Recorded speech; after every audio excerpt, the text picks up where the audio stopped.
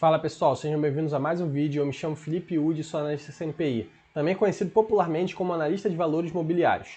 Hoje nós vamos fazer um vídeo sobre uma empresa em recuperação judicial, tá? O pessoal gosta muito de analisar essas empresas aí, querendo vislumbrar um potencial retorno maior no longo prazo.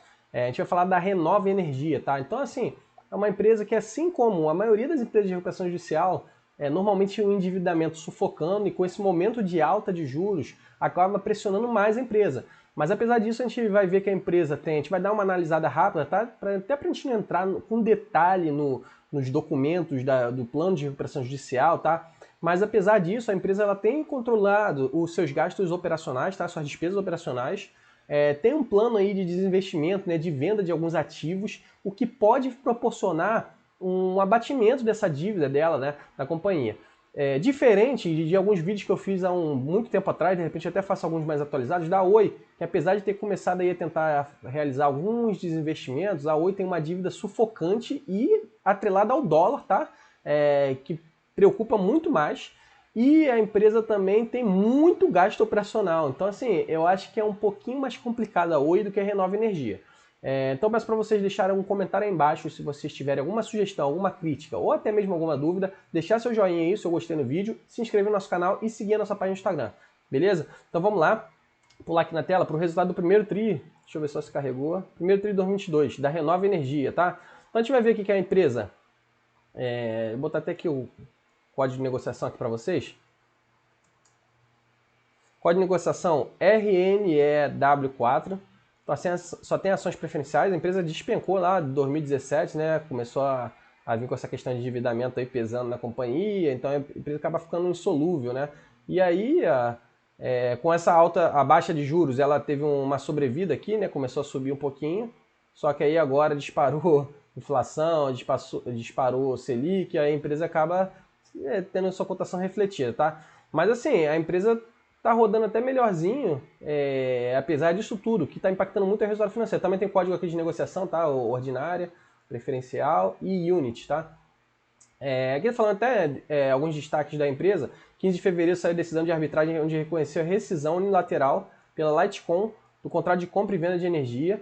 E no dia 10 de março a decisão foi suspensa, tá? Por quê? Porque a empresa tem alguns contratos aí que tem outras empresas querendo quebrar os seus contratos. Em 15 de março foi homologado o processo de venda de UPI, que eu falei, né? Então a empresa está vendendo aqui algumas unidades próprias, né? Que são ativos lá no balanço patrimonial, para a EAS, que é outra empresa aí, né? Era a AES Tietê, agora é a AES Brasil, valor de 42 milhões. Mas assim, um valor muito pequenininho, a gente vê que só de despesa financeira a empresa teve 60 milhões mais ou menos nesse trimestre, no primeiro tri de 2022 de despesa financeira. Então ainda são valores pequenos, mas a empresa vem tentando vender aí ativos, né? 6 de maio, 6 de maio de 2022, o CEMIG ali anuou a totalidade de sua participação societária. Então aqui a CEMIG também fazia parte. A empresa tem uma série de empresas embaixo dela, né? Ela controla algumas empresas, então é até um pouquinho difícil, porque tem reconhecimento de resultado de equivalência patrimonial da companhia. Tá certinho aqui. A companhia possui hoje 132 megawatts em operação comercial e 64 em operação teste, todos pertencentes ao projeto Alto Sertão 3, tá? Então lá no nordeste do país, energia eólica, basicamente o foco deles, teve problema aqui estrutural, né, de inundação, então assim, tem que acompanhar de perto. Em 5 de maio a ANER restaurou a operação comercial dessas unidades geradoras aqui. Primeiro trimestre, falando do prejuízo, 66 milhões, já o EBITDA foi negativo. Então aqui, mesmo aqui do ponto de vista do EBITDA, isso daqui sim é um ponto de atenção, a empresa foi negativa. Porque às vezes a empresa pode estar dando prejuízo contábil, mas pode estar dando lucro operacional, que não foi o caso do primeiro trimestre. Mas a gente vai olhar ali que a empresa vem controlando, né? Porque a inflação também vem pesando um pouquinho na companhia. Vamos dar uma olhada aqui falando do ESG e tal. Aqui consolidado, né? As demonstrações consolidadas. Então a gente vê que a empresa cresceu bastante a receita, isso aqui é importante, tá? Receita operacional líquida, né? Também crescendo, que era a receita bruta. Custos gerenciáveis que disparou, custos não gerenciáveis também. Mas a empresa também depreciou muito, né? Um resultado bruto que ficou negativo. Então aqui isso daqui, pessoal, por isso que afetou aqui no EBITDA também, né? São valores não recorrentes. A empresa se desfazendo de alguns ativos, tem algumas operações aí que estão impactando. Vamos ver se tem aqui falando de algum do impacto. Acho que para baixo deve ter, né? Apresentou um prejuízo no primeiro, em comparação com o prejuízo de 30 milhões no primeiro trimestre de 2021. Reflete principalmente resultado financeiro negativo, que eu falei, despesa financeira. Multa sobre ressarcimento aqui, que eu falei, né? Não recorrente. Multa sobre ressarcimento de contrato de venda de energia, 2013, 2014, e penalidades aplicadas por insuficiência de lastro dos pagos. Por quê? Porque teve aquela questão lá aquele alagamento também, aquela inundação. Mas por que eu falei que a empresa eu achei que melhorou um pouquinho, né? Se a gente olhar aqui, as despesas administrativas, ó, caiu bastante. Esse resultado aqui para baixo, a gente não pode analisar aqui porque a gente vê que disparou aqui custos gerenciáveis, disparou custos não gerenciáveis. Apesar de ser uma empresa complicada, tá? Mas eu estou falando no geral, contexto geral. Despesas, eles estão controlando despesa administrativa, depreciação e amortização é impacto não caixa. Despesa financeira é o endividamento da companhia, geralmente essas empresas de recuperação judicial é assim mesmo. Aí tem a questão aqui do resultado de equivalência patrimonial, tem várias empresas abaixo dela, não teve impacto. Então isso aqui distorce também o resultado. Mas se tivesse tido aqui resultado de equivalência patrimonial, já ia ficar menor esse prejuízo, fora que teve esse impacto aqui da despesa financeira. Então só se a gente olhar aqui, esse resultado ele fica muito bagunçado, a gente olhando aqui esse contexto apresentado aqui de um ano para o outro, é um resultado muito complicado de analisar, mas a empresa também controlou aqui suas despesas administrativas. Claro, né, ficou fechado lá um setor ou outro, então é perigoso. Eles também tiveram perdas aqui, né, nas operações no âmbito de contrato de compra e venda de energia elétrica controlada, né, que ela tem uma empresa aqui por baixo, é uma holding, né, então a Renova Energia, então tem várias subsidiárias embaixo dela. Mas a gente vê aqui que já começou a ter desse trimestre uma receita de energia eólica, crescimento de energia, geração de energia, PCH, comercialização de energia teve uma quedinha, né? E a receita operacional líquida cresceu. Ainda não é um resultado bom, mas eu acho que completamente não recorrente, tá? Esses impactos aí. Tem até falando aqui dos custos, né? Não gerenciáveis. Gerenciados, eles tiveram aqui atividade de operação e manutenção dos parques eólicos e PCHs e compra de energia para revenda. E não gerenciável, tarifa de uso, referente ao uso do sistema de distribuição e tarifa de uso e transmissão. Aumento de 704 mil, mas esse daqui não é um impacto muito forte, foi do gerenciável mais forte. Né? Vamos ver aqui se eles explicam por que teve esse impacto no gerenciável. Aqui está até falando, aqui o impacto do gerenciável segue abaixo da tabela dos custos gerenciáveis. Serviços de terceiros, então a empresa tem que terceirizar esse serviço, aumentou muito. Energia para revenda, aumentou a inflação, pesou aqui também. E multa, né, que a gente viu ali que teve algumas multas, né, repactuação do risco hidrológico. Então assim, basicamente cresceu aqui, mas a questão de energia para revenda, né, se a gente analisar aqui no contexto, é o que eu falei, né, não recorrente, acaba impactando. O aumento dos custos gerenciáveis no primeiro trimestre, em comparação ao mesmo período do ano anterior, aconteceu preponderantemente em função da necessidade de compra de energia para atender o fornecimento do contrato Light 1. Então, não tem jeito, né, a inflação também dispara, acaba a empresa sendo afetada aqui. Na verdade, esse nome, né, custo gerenciável, acaba dando a entender que a empresa não gerenciou. Mas não foi bem isso, né? A gente vê aqui que teve um impacto de revenda, mas a empresa vem tentando controlar seus custos operacionais, né? Que a gente vê aqui despesas consolidadas, redução, né? Despesas registradas no primeiro trimestre de 2022, uma redução de 76,3% em relação ao mesmo período do ano anterior. Despesas gerais administrativas, uma redução de 20%. É o que eu falei, né? Operacionalmente, a empresa está controlando seus gastos. Só que tem alguns custos aí que fogem um pouco da alçada porque a empresa já não está muito bem estruturada. Mas se ela começar a realizar a venda de alguns ativos aí que ela não vê como estratégico, talvez ela consiga começar a ter um lucro bruto, né? Um EBITDA positivo aí no médio e longo prazo, né? E aí também tem a questão do endividamento. Falando aqui, o contrato oneroso, tem alguns contratos aí que são prejudiciais à empresa, então impacto não recorrente, né, no resultado da companhia. Vou ver aqui mais embaixo aqui se tem alguma coisa.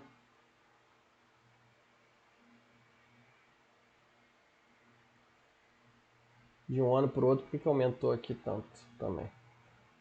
Eles controlaram aqui até serviços de terceiros, pessoal administradores, despesas consolidadas, né?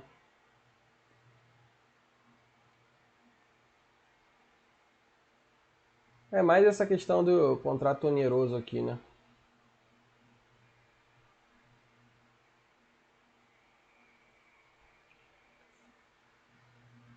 Tá até discriminando, né?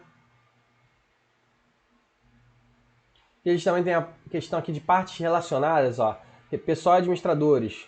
Redução de 31,7% para a capitalização dos gastos relacionados à retomada das obras do Complexo Alto Sertão. Não, daqui não é partes relacionadas não, né? Gastos relacionados. Serviços terceiros, consultoria, auditoria, advogados, publicação de balanço, limpeza e segurança. Então acaba que eles precisam terceirizar algumas operações. Não tem para onde fugir. Multa sobre ressarcimento, redução em relação ao mesmo período do ano anterior em função da entrada em operação comercial de 7 dos 12 parques do mercado regulado.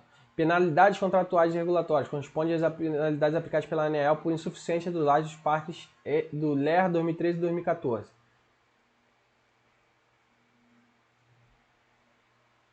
Que resultado financeiro, a gente vê que a empresa disparou, né, sua despesa financeira, 141% contra o ano anterior. Acaba que a Selic impacta muito, encargo de dívida, juros de partes relacionadas, então não tem para onde fugir, né? Mesmo assim eles conseguiram ganhar um pouquinho aqui com a receita financeira, né? A gente vê que tem um dinheirinho em caixa da companhia, né? E a gente vai ver que também que mesmo assim, por isso que eu acho que a empresa tem um viés aí positivo para melhorar. Ela tem fluxo de caixa livre, quando a gente desconsidera investimento, capex, financiamentos, né, que é endividamento, e outras questões, a gente vai ver que eles têm um fluxo de caixa livre positivo, né? Coisa que a gente não vê em algumas companhias, né? Então ela deu partindo de um prejuízo aí, né? Chegando no EBITDA, né? Tem a depreciação que teve grande nesse período, despesa financeira, receita financeira, chegaria no EBITDA negativa bem superior, né? Negativamente ao ano anterior. E poderia ser pior, tá? Poderia ser pior. Se não fosse essa depreciação aqui. Aí ele até bota, né? O EBITDA é uma medição de natureza não contábil. A gente pode olhar depois a FCO, né? Para ver se, do ponto de vista do regime de caixa, como é que ficou. Aqui o fluxo de caixa livre. Então a gente vê que piorou, né?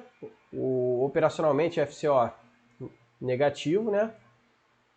Mas a empresa ainda tem dinheiro em caixa, né? Então o fluxo de caixa ainda é positivo, né?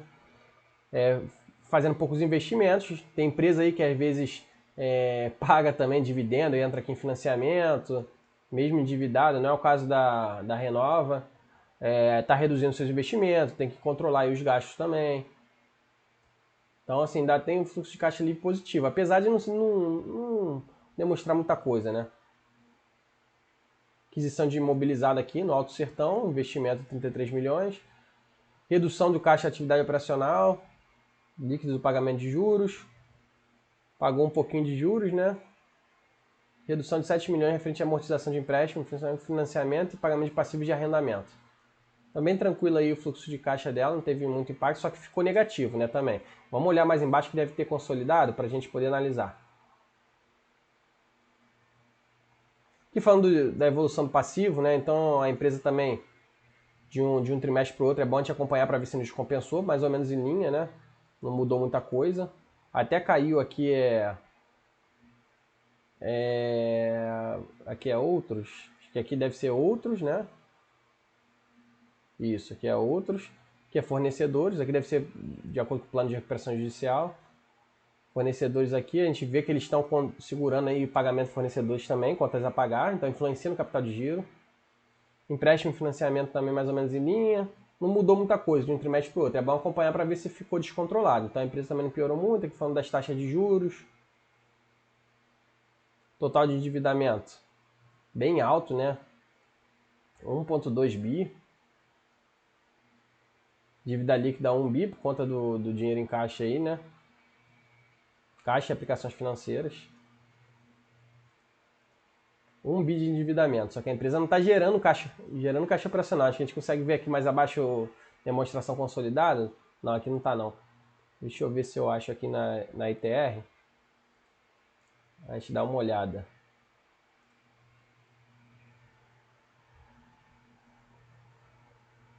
Fluxo de caixa. Página 7. Então a empresa caixa gerada, a gente vê aqui, né? Que eu falei, caixa gerado. De ponto de vista negativo, né? Apesar de estar negativo, melhorou em relação ao ano anterior, tá? No trimestre. Tá? Então, assim, a gente vê que teve um pouquinho mais de depreciação. um juros aí que voltou de partes relacionadas, né, que são empresas aí que fazem parte de alguns consórcios, equivalência patrimonial, por isso que eu falei que é um pouquinho complicado, porque tem algumas empresas embaixo dela, então aqui do ponto de vista do caixa impactou. Aqui o capital de giro teve um impacto maior do que no ano anterior. E por conta disso, aqui está negativo, mas por quê? Porque eles anteciparam o pagamento dos fornecedores para não ter o gasto lá na frente. Então sai dinheiro do caixa.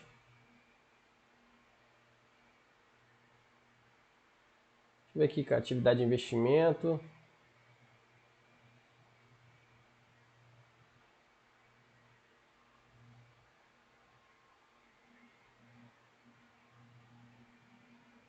Recursos para futuro aumento de capital.